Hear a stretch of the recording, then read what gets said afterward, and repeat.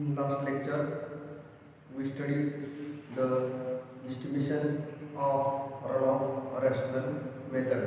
In lecture number 32, lecture number 32 मध्ये आपण estimation of runoff rational method याबद्दलची माहिती पाहिलेली आहे.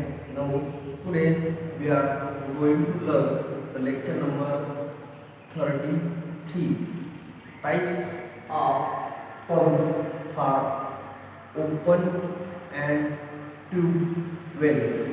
आज आपण पाहणार आहोत lecture number 33, types of pumps for open and tube wells.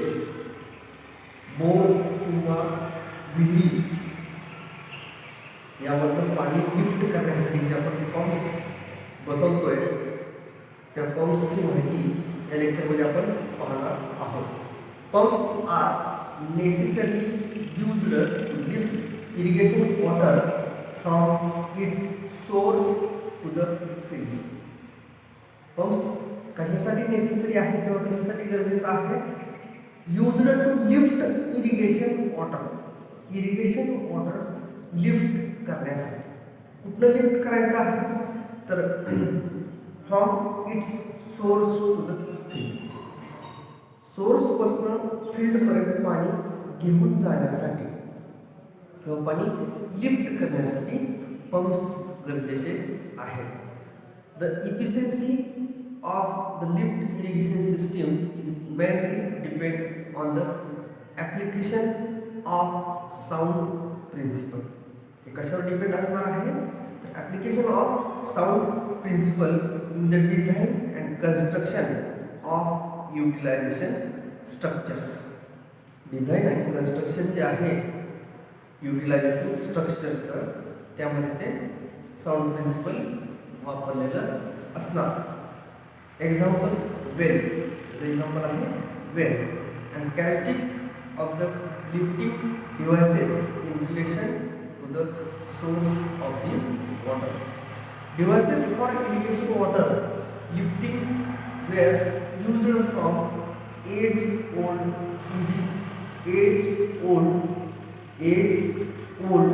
indigenous water lifts to highly efficient pumps. म्हणजे काय म्हणते? Devices for irrigation water lifting. Irrigation water lift करण्यासाठी जे काही डिव्हायसेस वापरले होते ते जुन्या काळापासून एज ओल्ड इंडिजिनियस म्हणजे काय? एज ओल्ड इंडिजिनियस म्हणजे जुन्या काळापासून जे काही वेगवेगळे डिव्हाइसेस वापरलेले आहेत. Water lifts to highly efficient pumps म्हणजे जुन्या काळापासून ते आत्तापर्यंत वेगवेगळे त्यामध्ये मॉडिफिकेशन्स आले आणि ते वॉटर लिफ्ट केलेलं आहे. Now days pumps operated by electrical motor और डिझेल इंजिन्स. सध्याच्या काळामध्ये इलेक्ट्रिक मोटार किंवा डिझेल इंजिन्स वापरलेले आहेत. Are used for lifting water in all large scale lift irrigation schemes. Large स्केलमधल्या जे काही इरिगेशन स्कीम्स आहेत त्यामध्ये ते वापरलेले आहे. The output and efficiency are achieved more using mechanically powered lift. The output and efficiency are achieved more using mechanically powered lift. Output जास्त कशापासून मिळणार आहे तर मेकॅनिकली पॉवर्ड लिफ्ट जे आहे त्यापासून मिळणार आहे. The pumping of water takes place based on following principles. Water pumping हे 4 प्रिन्सिपल्स वरती अवलंबून आहे. किती प्रिन्सिपल्स आहेत? 4. त्यातलं पहिलं आहे principle of atmospheric pressure. Principle of atmospheric pressure कुठला आहे? पहिलं principle of atmospheric pressure. 2 number आहे positive displacement. 2 number positive displacement. 3 number centrifugal force आणि 4 नंबर आहे movement of column of water caused by difference in specific gravity. 4 principle आहे. पहिला आहे principle of atmospheric pressure, 2 number आहे positive displacement, 3 number आहे centrifugal force, 4 number आहे movement of column of water caused by difference in specific gravity. या 4 principles वरती pumping of water हे depend असणार आहे किंवा बेस असणार आहे. त्यानंतर पुढे पाहूयात आपण पंप कॅरेक्टरिस्टिक्स. यामध्ये वेगवेगळ्या डेफिनेशन दिलेल्या आहेत. या डेफिनेशन ऑब्जेक्टिव्हला विचारल्या जाऊ शकतात. यामध्ये बघा पहिली डेफिनेशन जी आहे ती डेफिनेशन आहे कॅपॅसिटी. कॅपॅसिटीची डेफिनेशन आपण बघूया. It is the volume of water pumped per unit time and expressed in liters per second. पहिली डेफिनेशन कुठली आहे कॅपॅसिटी. काय डेफिनेशन व्हॉल्यूम ऑफ वॉटर. कसलं व्हॉल्यूम आहे volume of water pumped per unit time. दर एक वेळेला वॉटरचे काय पंप केलेलं आहे आणि ते एक्सप्रेस कशामध्ये केलेलं आहे expressed in litres per second. त्याला म्हणायचं capacity. It may be stated in litre per minutes और litre per hour. Litre per second मध्ये पण सांगितलेलं आहे किंवा लिटर पर मिनिट्स मध्ये सुद्धा सांगितलेलं आहे किंवा लिटर्स पर आवर मध्ये सुद्धा सांगितलेलं आहे. लार्ज कॅपॅसिटी जर असतील तर ते एक्सप्रेस केलेलं आहे मीटर क्यूब पर आवर किंवा मीटर क्यूब पर सेकंड. हे झालं कॅपॅसिटी मधली माहिती. त्यानंतर स्टॅटिक सक्शन लिफ्ट यामध्ये आपण माहिती बघूया. स्टॅटिक सक्शन लिफ्ट कशामधली माहिती बघायची आहे static suction lift. Suction lift exists when the source of water is below the center line of the pump. Suction lift exists कधी होणार आहे when the source of water is below the center line of the pump. त्यानंतर static suction lift is the vertical distance from the source suction water level to the center line of the pump. Static suction lift हे काय आहे vertical distance आहे. काय आहे vertical distance आहे. कुठला आहे vertical distance from the source suction water level to the centre line of the pump. आतापर्यंत आपण 2 डेफिनेशन बघितल्या. पहिली बघितली स्टॅटिक सक्शन लिफ्ट पहिली बघितली कॅपॅसिटी, 2 नंबर बघितली स्टॅटिक सक्शन लिफ्ट. त्यानंतर 3 नंबर बघूया टोटल सक्शन लिफ्ट. 3 नंबर आहे total suction lift. It is the sum of static suction lift friction and entrance losses in the suction pipe line. ही sum आहे म्हणजे बेरीज आहे. कशाची बेरीज आहे sum of static suction lift friction and entrance losses in the suction pipe line. त्यालाच म्हणायचं टोटल सक्शन लिफ्ट. त्यानंतर आहे पुढे स्टॅटिक सक्शन हेड. पुढे आहे static suction head. Suction head exist when the source of water supply is above the center line. Suction head exist कधी होणार आहे when the source of water supply is above the center line of the pump in the turbine operated pump. Turbine operated pump मध्ये हे दिसून येणार आहे. It is defined as the vertical distance from the it is defined as vertical distance from center line of the pump to the free level of water to be pumped. He definition झाली static suction head. त्यानंतर आहे total suction head. It is the vertical distance from the center line of the pump to the free level of the liquid to be pumped plus all friction losses in the suction pipe and fittings. यामध्ये काय सांगितलेलं आहे total suction head मध्ये? तर it is the vertical distance. कसलं distance आहे? vertical distance from the center line of the pump to the free level of the liquid to be pumped plus all friction losses in the suction pipe and fittings. He definition आहे total suction head.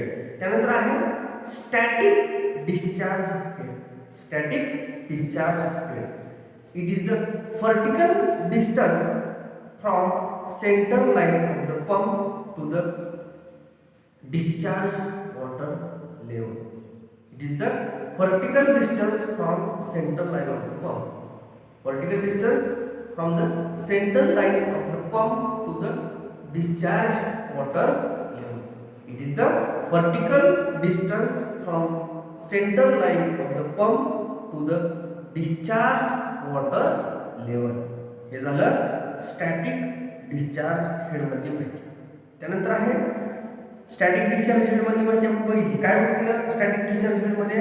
It is the vertical distance from the center line of the pump to the discharge water level. हे बघितलं. त्यानंतर आहे total discharge head. Total discharge head मध्ये काय? It is the sum of static discharge head. काय आहे ते? It is the sum of static discharge head. It is the sum of static discharge head, friction and exit losses in the discharge pipeline plus the velocity head and the heat at the point of discharge. म्हणजे बघा total मध्ये किती सम असणार? मग काय तर ते it is the sum of static discharge head. कशा कशाचे सम आहे ते? Static discharge head, friction and exit losses in the discharge pipeline plus velocity head. Plus मध्ये काय घ्यायचं आहे? Velocity head and the height at the point of discharge. हे बघितलं टोटल डिस्चार्ज हेड मधली माहिती. त्यानंतर आहे total static head. Total static head यामध्ये टोटल स्टॅटिक हेड मध्ये काय आहे? तर टोटल स्टॅटिक हेड मध्ये आपण बघूया. It is a vertical distance from suction water level to discharge water level or sum of static suction lift and static discharge head. Total static head मध्ये काय बघितलं? तर वर्टिकल डिस्टन्स आहे. कुठलं vertical distance आहे? From suction water level to discharge water level. Suction water level पासून discharge water level पर्यंतचं vertical distance किंवा sum of static suction lift and static discharge head. Static suction lift आणि static discharge head म्हणजेच total static head. त्यानंतर आहे पुढे friction head. पुढे बघूयात आपण फ्रिक्शन हेड. बघा यामध्ये इट इज इक्विव्हॅलेंट हेड. कसलं हेड आहे? तर equivalent head required to overcome the friction. Friction मधलं ओव्हरकम होण्यासाठी आणि ते कशामुळे होणार आहे? तर caused by the flow through the pipe and pipe fittings. Caused by the flow through pipe and pipe fittings. Pipe आणि पाईप फिटिंग्समधून जो काय फ्लो होणार आहे त्यामुळे ते होणार आहे. It is depend of type and size of pipe. कशावर डिपेंड असणार आहे? It is depend of type and size of pipe. पाईपाचा प्रकार आणि त्याची साईज यावरती ते डिपेंड असणार आहे. It is expressed in metres of water. कशामध्ये एक्सप्रेस केलेलं आहे? तर मीटर्स ऑफ वॉटरमध्ये ते एक्सप्रेस केलेलं आहे. त्यानंतर प्रेशर हेड यामधली माहिती आपण बघूयात. तर प्रेशर हेडमधली माहिती बघूयात. It is the pressure in a closed vessel from which the pump takes its suction against which pump discharge. It is the pressure. ते एक प्रेशर आहे. कशामधलं प्रेशर आहे? In a closed vessel. कशामधलं? क्लोज्ड व्हेसल मधलं. त्यामध्ये काय होतं? From which the pump takes its suction against which pump discharges. त्यामुळे पंप डिस्चार्ज होणार आहे, म्हणजे पंपमधून डिस्चार्ज होणार आहे, म्हणजे वॉटर बाहेर पडणार आहे. त्यानंतर it is expressed in metres of water. कशामध्ये एक्सप्रेस केलेलं आहे? Metres of water. It gives mathematically. ते मॅथमॅटिकली दाखवलेलं आहे. HP is equal to P divided by W. HP is equal to P divided by W. HP is equal to P divided by W. यामध्ये HP म्हणजे असणार pressure head. HP असणार pressure head metre मध्ये. P असणार pressure inside the vessel kilogram per centimetre square मध्ये असणार. त्यानंतर पुढे आहे W म्हणजे स्पेसिफिक वेट ऑफ वॉटर. ते असणार kg पर मीटर क्यूब. नोट्समध्ये सेंटीमीटर क्यूब असं दिलेलं आहे, परंतु पुस्तकामध्ये specific weight of water kg per metre cube असं दिलेलं आहे. आणि P म्हणजे pressure inside the vessel kg per metre square. नोट्समध्ये ते सेंटीमीटर स्क्वेअर दिलेलं आहे, परंतु पुस्तकामध्ये त्यांनी दोन्ही ठिकाणी दुरुस्तीमध्ये मीटर स्क्वेअर असं दिलेलं आहे. मीटर स्क्वेअर आणि मीटर क्यूब. सेंटीमीटर ऐवजी मीटर असं दुरुस्ती त्यांनी केलेली आहे. त्यानंतर आहे पुढे डेफिनेशन टोटल हेड. पुढची डेफिनेशन काय आहे?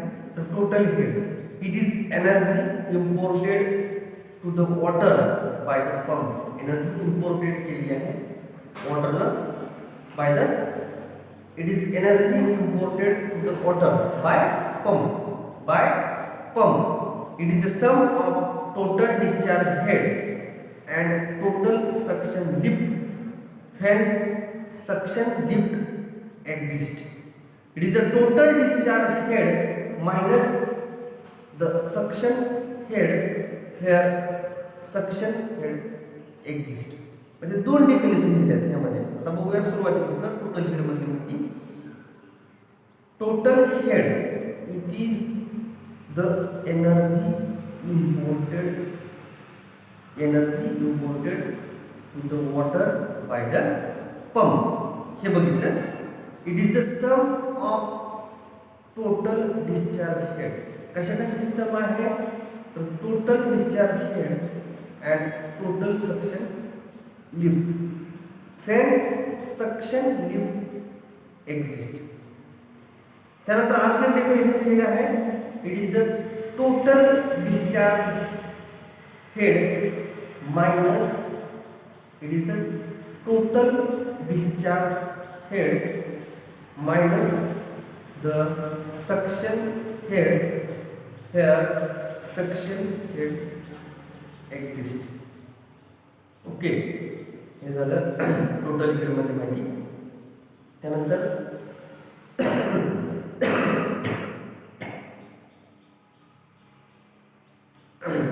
पुढे आहे वेलोसिटी हेड. पुढे आहे velocity head. It is pressure required to create velocity of flow.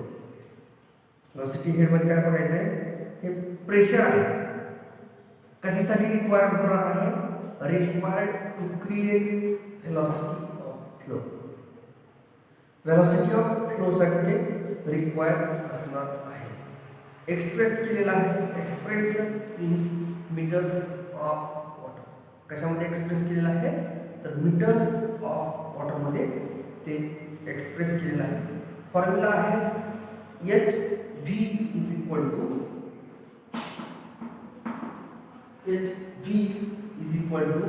v square divided by twice g. v square divided by twice g. v is equal to v square divided by 2g किंवा twice g. Okay, त्यानंतर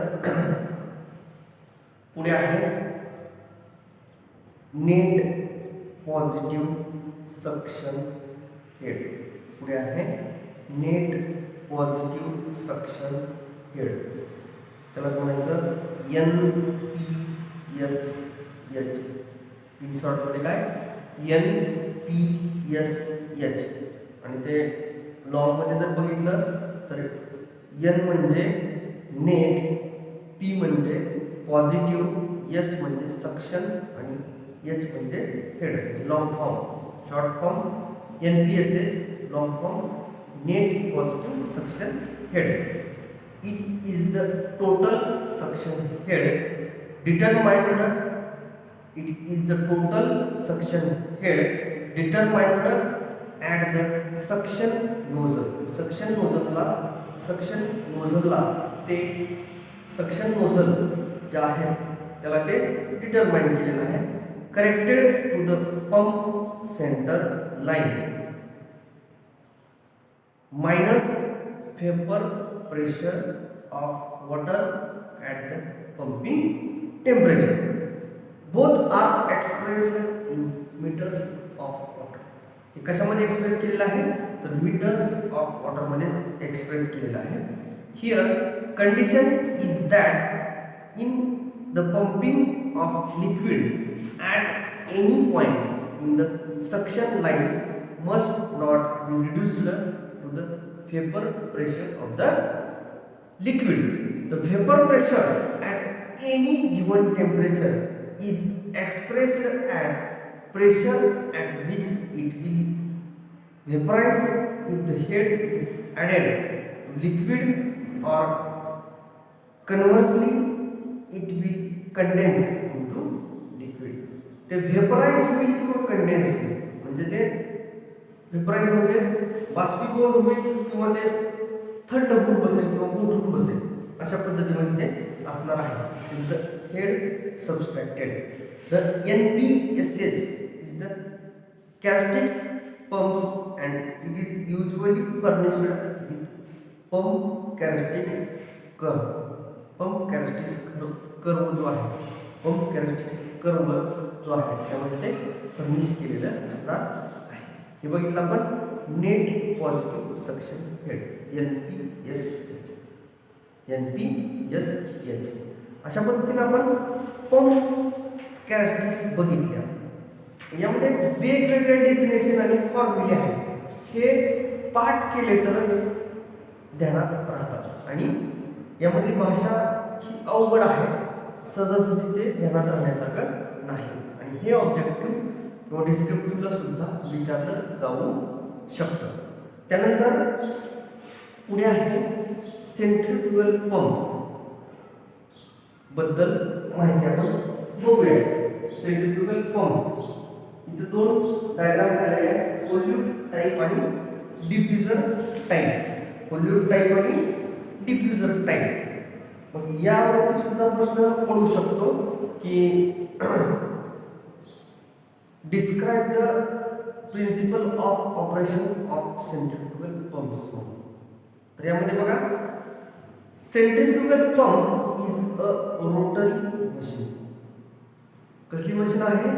centrifugal pump ही एक rotary machine असणार आहे. It consist of two basic parts. दोन basic parts यामध्ये असणार आहे.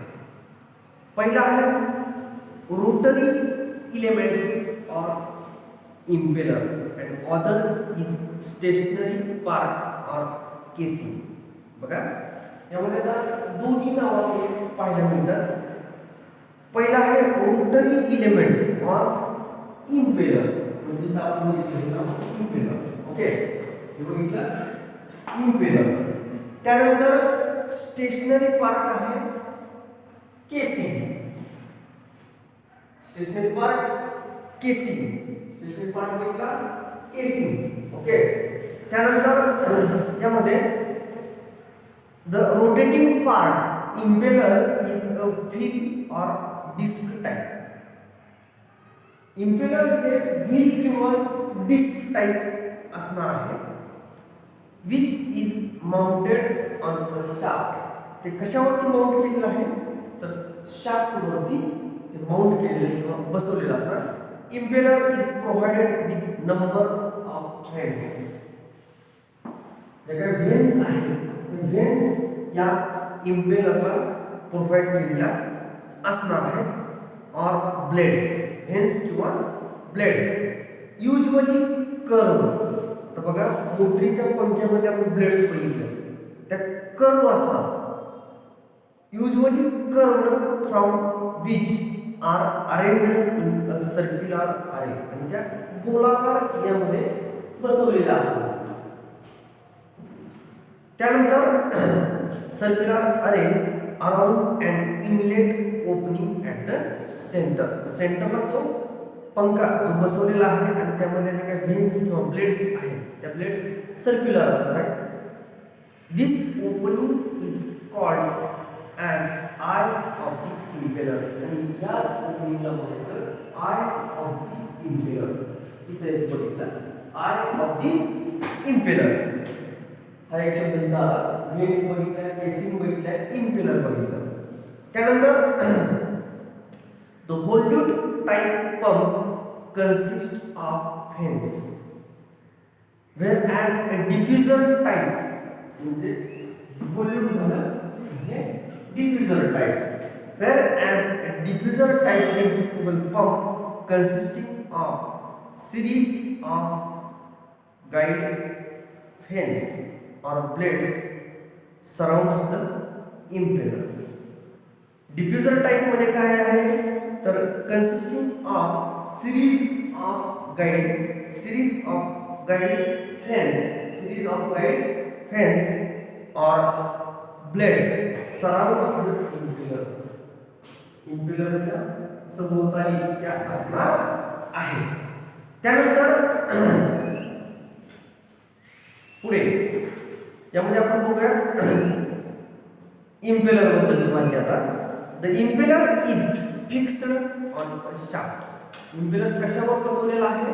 The impeller is fixed on a shaft mounted on suitable bearing. त्याला बेरिंग प्रोव्हाइड केलेले असणार. Shaft has stuffing box or seal. शाफ्टला स्टपिंग बॉक्स किंवा सील असणार आहे.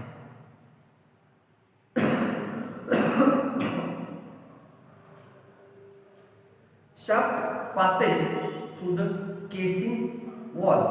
The packing material such as asbestos or organic fiber are used in stuffing box.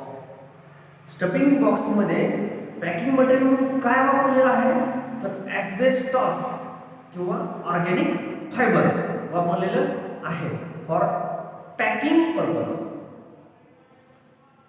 Packing पर्पजमुळं stuffing बॉक्समध्ये काय वापरलेलं आहे तर asbestos organic fibres. The impeller is surrounded by the casing. Impeller कशानं सराउंड केलेलं आहे तर केसिंगनं usually forms of a spiral or volute curve. A cross sectional area of casing is increasing towards the discharge opening. Discharge ओपनिंगला जे आपण बघितलं इथं, डिस्चार्ज ओपनिंग जे आहे त्या डिस्चार्ज ओपनिंगला cross sectional area of casing जो आहे तो इन्क्रीज होणार आहे, म्हणजे वाढणार आहे. त्यानंतर पुढे माहिती बघूया आपण. Centrifugal pump is working on the principle of centrifugal force. Centrifugal pump working कशावरती होणार आहे तर on the principle of centrifugal force. Centrifugal फोर्सवरती ते वर्किंग करणार आहे. In this pump and impeller is rotating inside the close fitting. Impeller close फिटिंगमध्ये rotate होणार आहे. Draws in the liquid at the centre and by virtue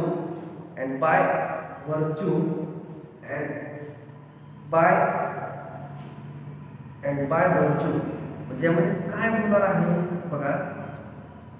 centrifugal pump working कशावरती होणार आहे on the principle of centrifugal फोर्सवरती. In this type of impeller, यामध्ये impeller in this pump impeller is rotating inside the close fitting. Close फिटिंगमध्ये ते rotate होणार आहे.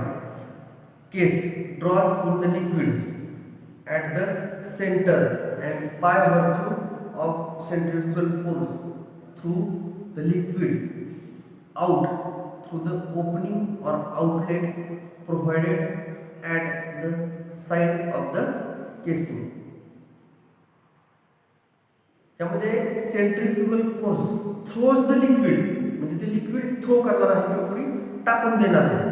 Through and opening म्हणतात किंवा आउटलेट, आणि आउटलेट कुठं असणार आहे provided at the side of the casing. जे काय आउटलेट आहे त्या आउटलेटमधनं लिक्विड थ्रो होणार आहे. The design of impeller is responsible. The design of impeller is responsible for production of high velocity. इम्पेलरची डिझाईन ही रिस्पॉन्सिबल असणार आहे कशासाठी प्रोडक्शन ऑफ हाय व्हेलॉसिटीसाठी. And thereby its transmission into pressure while operating the pumps. It is filled with water and impeller is rotated. ते वॉटरनं fill होणार आणि त्यानंतर इम्पेलर रोटेट होणार. The blades cause the liquid to rotate with impeller. Blades काय होणार आहेत? Blade cause the liquid to rotate with impeller. त्या ब्लेडमुळे पाणी सुद्धा रोटेट होणार आहे किंवा लिक्विड रोटेट होणार आहे. Due to impeller rotation, high velocity is imparted by the water. Imparted मुळे किंवा impeller मुळे, imparted नाही, impeller rotation मुळे high velocity impart होणार water. कळलं?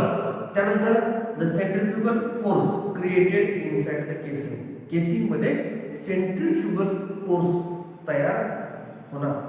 Casing caused to throw the water out of the casing to discharge outlet. Discharge outlet म्हणजे ते पाणी बाहेर पडणार.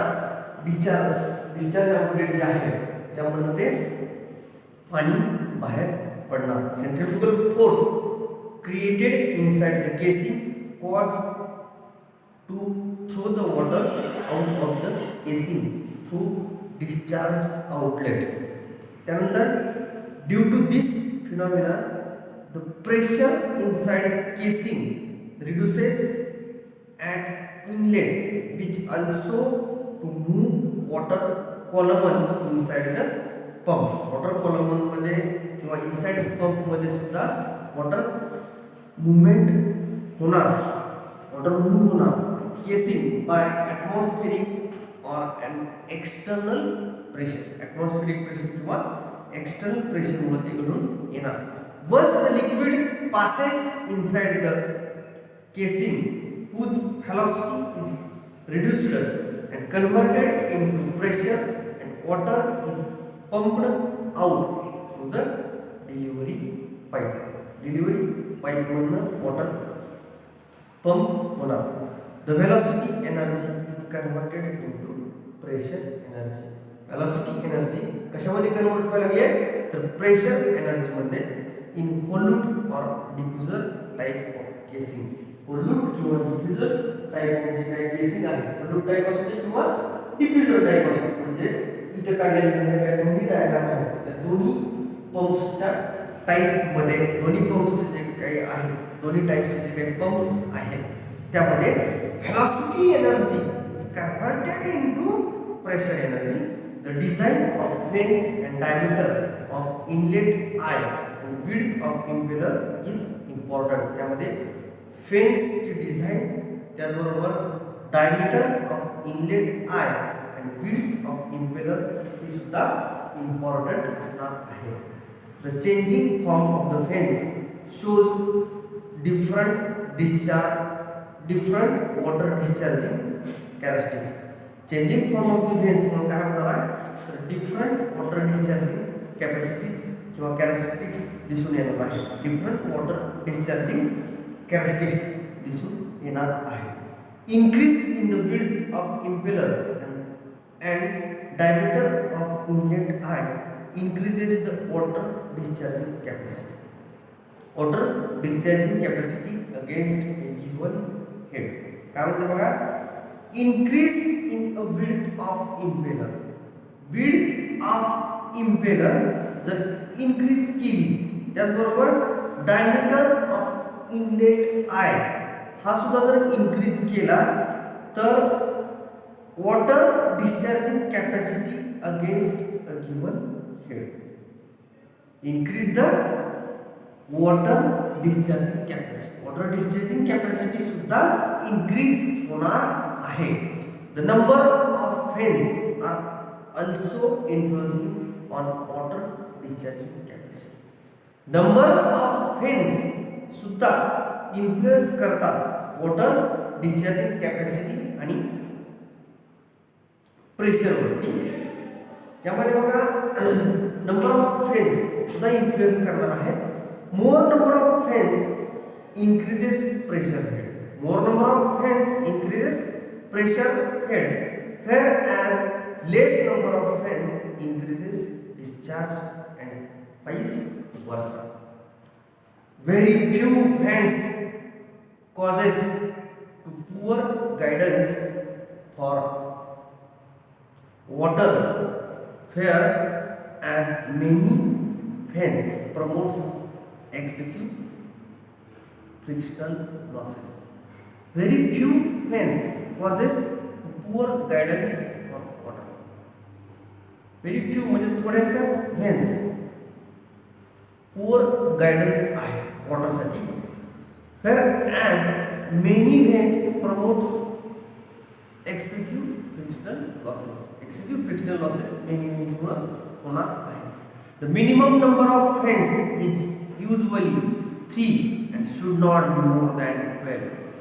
Number of fans या usually 3 आणि not more than 12 असावे. म्हणजे 3 पेक्षा कमी नाही आणि 12 पेक्षा जास्त नसावे. The balancing of pump is needed by means of hydraulically or mechanical means to overcome the thrust problem developed when the flow enters at one side of the impeller. The balancing of thrust is done by providing suction at both sides. थ्रस्टला balance करायचा असेल तर provide काय करावं लागेल, suction at the both साईडला suction provide करायचं of the impeller in multi-stage pumps. Multi-stage pump मध्ये काय केलं जातं? It is achieved by back-to-back mounting of impeller in the pairs. Back-to-back mounting केलेलं आहे impeller pairs मध्ये. In vertical turbine pump, thrust is taken by bearing. त्यामध्ये thrust कसा घेतलेला आहे? तर बेरिंग मधून घेतलेला आहे. Taken by bearing. The sealing ring is necessary between the impeller pump housing. Pump housing मध्ये सीलिंग रिंग हे असणं गरजेचं आहे. The leakage of water through pump result in a considerable energy losses. Leakage of water through पंपमध्ये leakage of water जर झालं तर considerable energy loss होऊ शकतो. The sealing rings are range from a simple ring of close clearance to elaborate labyrinth ring. Ceiling rings ज्या आहेत त्या sealing rings range आहे simple ring of close clearance to elaborate labyrinth ring. म्हणजे range दिलेली आहे, नावं दिलेली आहेत दोन. त्यानंतर बेसला काय आहे? At the base of the pump body.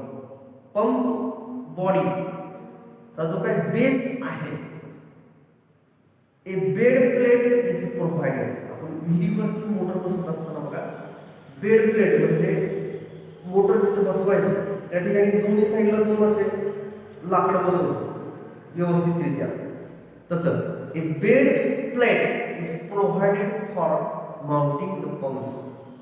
Bed plate provide केलेले आहे पंप माउंट करण्यासाठी. For motor or engine a foundation are provided where it is installed. Motor किंवा इंजिन साठी फाउंडेशन प्रोव्हाइड केलेलं आहे ज्या ठिकाणी ते इन्स्टॉल करायचं आहे. अशा तऱ्हेने हे lecture number 33 types of pumps for open and tube wells हे लेक्चर इथं समाप्त होतं.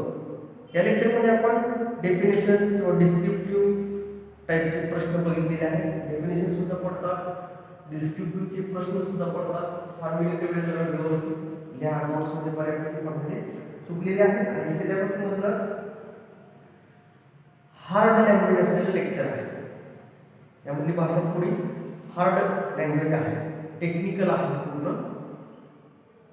हे लेक्चर व्यवस्थित वाचा, रिवाइज करा. डेफिनेशन भरपूर आहेत. ऑब्जेक्टिव्हला सुद्धा प्रश्न पडू शकतात, त्याचबरोबर डिस्क्रिप्टिव्हला सुद्धा प्रश्न पडू शकतात. या ठिकाणी हे lecture number 33 types of pumps for open and tube wells हे इथं समाप्त होतं.